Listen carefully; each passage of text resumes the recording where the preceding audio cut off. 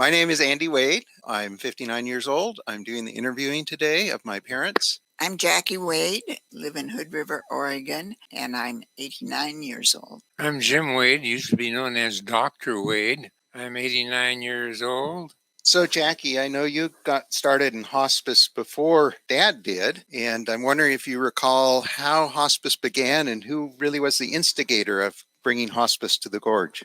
Nikki Deutschman.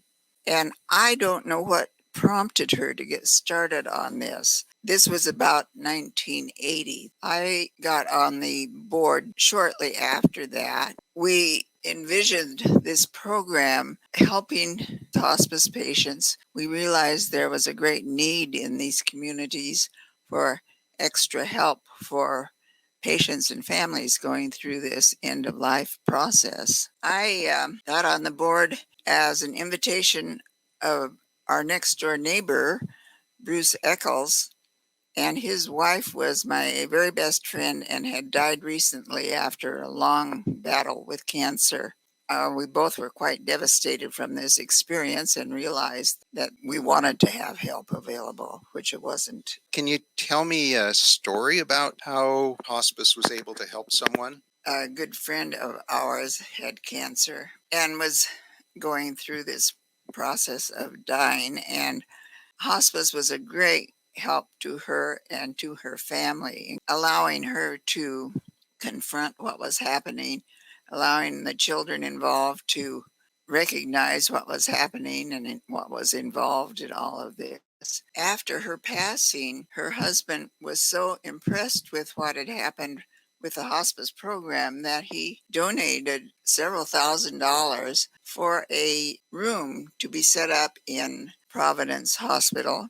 It was in Hood River Hospital, just for hospice patients. And we had a drive to get more money and decorated that room as a homey kind of room with easy chairs, a rug on the floor, and pictures on the walls and things like that made it seem more like home and a place where the family was comfortable in coming. And it started with serving people in their home. That room was in the old section of the hospital, and a beautiful view of the mountain and the river too. I remember you telling me that hospice started as an all-volunteer organization and then began to grow. Starting a hospice was a huge undertaking because we had to, of course, formulate our goals and ambitions, but we had to also develop classes for volunteers. These volunteers would go into the homes of the hospice patients and help them and coordinate with the physicians involved in the hospital.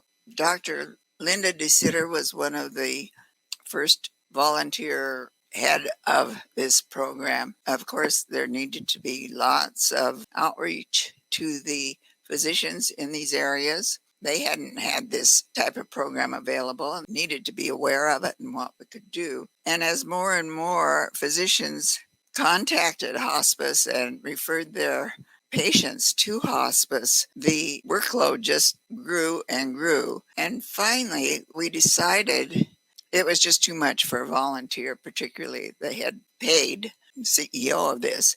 And the first one was Ina Holman. She came on board and did a tremendous job of both outreach and development of the program. The program just blossomed after she started, and since it has grown and grown.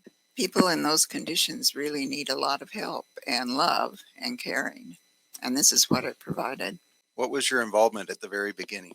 Jackie was on the board doing all this stuff, and they needed a medical director, and so she volunteered me. And the big job there was to educate physicians, because physicians are trained to keep people alive. One needs to learn eventually that people need to die, and they will die, and they should die in comfort with family free of pain. While you were medical director, can you think of some milestones that you're particularly proud of? The big one was teaching physicians about hospice and getting them to refer people to hospice. One of the important things was learning how to accept death.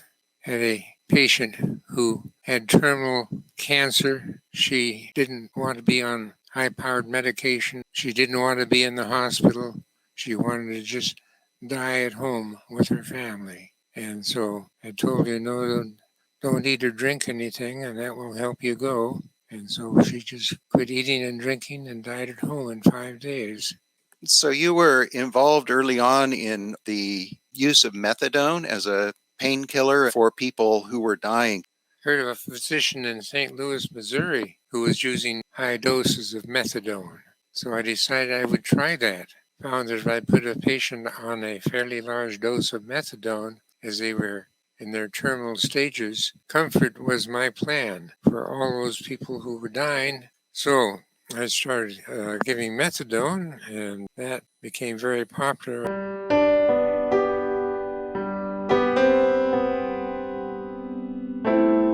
Thank you. Well, thank you for allowing us to tell our story. Very much, thank you, yes.